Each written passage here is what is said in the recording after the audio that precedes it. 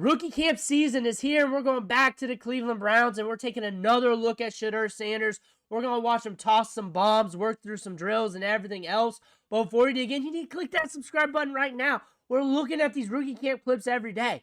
We're looking at the Browns. We're looking at your favorite teams. We're looking at your favorite rookies. Then it's minicamp. Then it's OTAs. Then we're looking at all your favorite players again. And then later on the road in training camp, we do this every year. We've been doing this for years. Click that button. Stop missing out.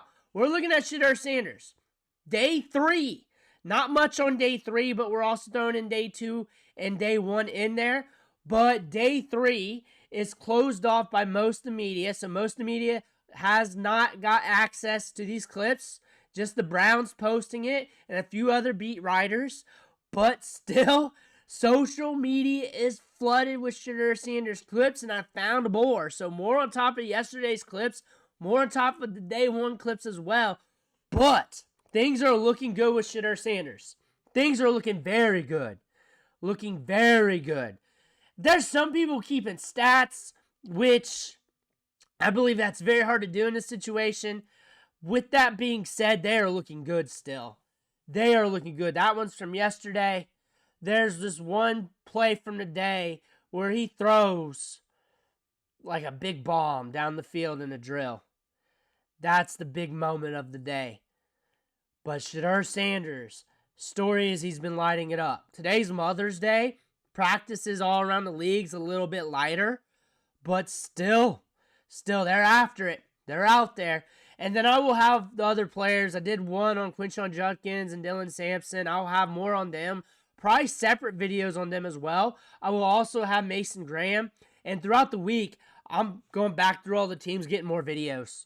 More videos. Like I did last week with the first set of rookie camps. Here it is from today. This is the big moment from today that went viral. Just him throwing that deep bomb. Right there it is. That's the one from today that went viral. They kind of got mixed in a little bit with each other. There's him working on the feet. Very light on his feet. Very fluid.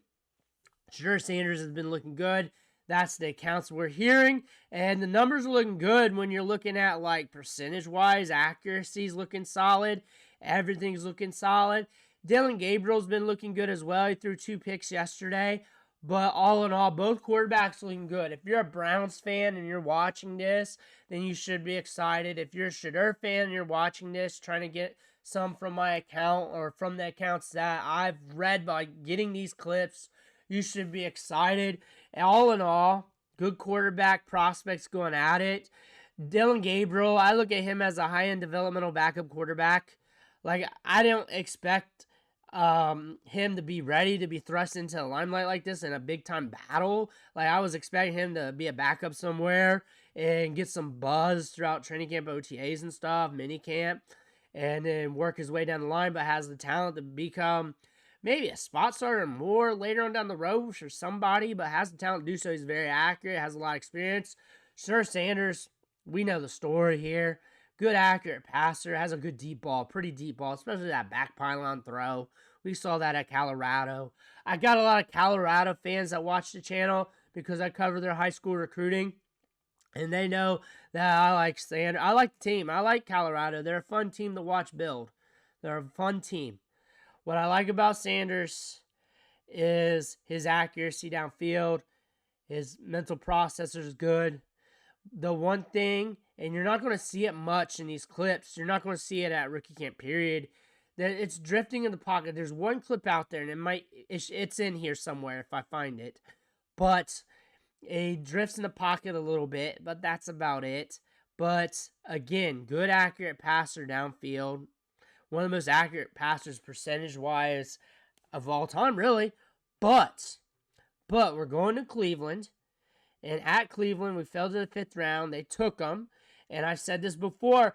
Go back and look at that image of the ownership, the coaches in the box when they made the pick in the war room. They made the pick. The ownership did not seem like they were too keen of it. And the guys in the back were clapping. It looks like there was a split on that decision. Another question is they drafted 2 quarterbacks, and they got ammo to pick up a quarterback in next year's draft, and next year's draft is going to be loaded at the quarterback position. A lot of you guys will say, oh, next year is always loaded or always better at the draft. However, when you start putting the names of the prospects together, I'm expecting Arch Manning to stay another year. Arch Manning may not be in next year's class, but there's other good quarterbacks in there. They have the ammo to do so. And with the ammo to do so, let's say half of those quarterbacks don't even come out, you still got the ammo to do so. And you still got what we saw on draft day, half the ownership, or what we saw from that picture. It did not look pleasant. They're all in the draft. I look at him as a guy, as a quarterback prospect that needs to really perform every practice and do well. And that's not an opinion on him. That's an opinion on the situation here with Cleveland. That's my opinion. Like, if you have a run of bad practices in July, that might be it. And I think when things will rear its head on who's winning the quarterback battle, Shedeur versus Flacco, I look at it more Shedeur versus Flacco than Shedeur versus Gabriel, because honestly, he should beat him out. If there's a reason why he doesn't beat him out, then there's a problem. Considering what we saw film-wise going in the draft season, where he was pegged to go in the draft, what we heard everything else, if he was pegged to go that low, then why'd all these teams made it a precedent to meet with him the way they did? Why'd that happen? Think about it in those terms. And then we're already looking good in rookie camp. We're looking solid. We're selling out pretty well. You're looking at what Shedeur's doing. It's him versus Flacco. And if Kenny Pickett beats out these quarterbacks, then there's a big problem. Kenny Pickett shouldn't be beating out any of these two quarterbacks. I don't like Kenny Pickett at all. That may be a bias, but I've been saying this from the jump, from back in Pitt, that Jordan Addison got him drafted in the first round. I didn't have him rated as the QB1 in that draft. I had Matt Corral ahead of him. Malik Willis in that draft I didn't like too much, but I liked his upside for fantasy football due to the rushing production. Kind of saw a little bit of that this year. Shedeur would be the number one quarterback in that class. Gabriel would push that class. Gabriel would be highly competitive in that class. Last year's class was historically good when it comes to quarterback prospects. Cam Ward's a very good quarterback prospect that's very underrated, that I believe should have got more limelight. I don't think you could trust the media when it comes to analyzing quarterbacks. I don't think you can really trust the majority of the NFL even, because it's the hardest position out there to grade. And you just really have to, do the best you can, watch the players, watch them do their thing on the field, look at the stats, everything else in the metrics.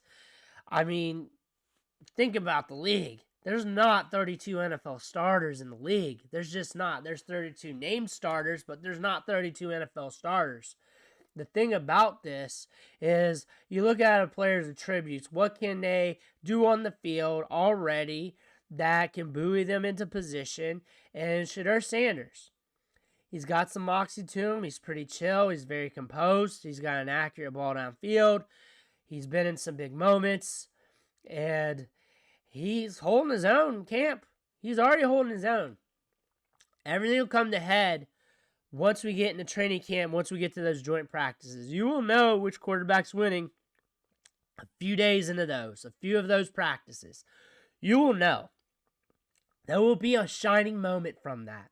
If Shedeur's going to win this job and be the starting quarterback into the season, or be the QB2 behind Flacco with a good chance of finishing the year as the quarterback, you will know during that period. That is when you will know. And how do I know? I know probably about 80%, 90% a good feel, because that is when, everybody looks at the preseason games, but that's like preseason games on steroids, because you get more reps against competition, you get more reps against nuance, against different looks. They're throwing more looks at you. This is the time to go against different players. And it's like the preseason game, but not in front of people. But it is in front of people, but not to that degree. And then it's just so much more thrown at it. That's when you're going to know for sure. Just going through drills, tossing the ball, playing pitch and catch, 7-on-7s, 11-on-11s. When we're getting things basically installed here during these next few weeks of practice, because minicamp's coming up, OTAs are coming up, it's not going to give you the full picture. But Shedeur Sanders is here, and he's ready to rock and roll. He's ready to rock and roll, and he's looking good. The accounts are saying he's looking good. We got a lot of upside. We got to see what's going to go on. We got to see what's happening. Dillon Gabriel, I said this earlier today. He's looking good. He's looking solid. Both quarterbacks are looking good, and they're looking solid. Now we got to go to OTAs and minicamp. That is very soon. We're going to see more of the vets mixed in. Things will get more complex. We'll get more news around that. Don't trust all the beat writers. Don't trust all the intel out of Cleveland or anybody really. Don't trust all of them. A lot of this are guys that went to journalism school and they go to practices. What they know is what they've seen, but they don't really study ball. They don't study football. They don't try to learn more about football. They're not trying to watch people work whiteboards. They're not trying to watch tape. They're not trying to learn tape. They don't do it all year long. They just go to these practices and they write their little story. Next thing you know, they're at an NBA game and they're the ones giving your news and intel. And then you wonder what happens when something weird happens, August, September, where that player's not on the field or it's not making sense, or he's getting only 5 carries a game versus what we were thinking 16, 20. That's just how it is. That's just how it is. They're just reporting what they see. They're more like news reporters. So be careful with that. This is why I kind of just show you the clips. I talk ball. I read all the accounts when I'm doing this, and I go over those accounts to help you guys out. But still, take everything like that with a grain of salt. I've seen it. Look at my channel. I watch this stuff. I go over all those accounts with you guys. Training camps, OTAs, been doing this for years. This isn't like a thing I just started doing. I did this last year for the Browns. I did this the year before with the Browns, if you're a Browns fan. And I've done this with all the teams that post the clips. And it could be like a 1-second clip. David Bell, for instance, for the Browns. Wide receiver from Purdue. When he came out as a 3rd-round pick, he had just a catch. And I think rookie camp or mini camp.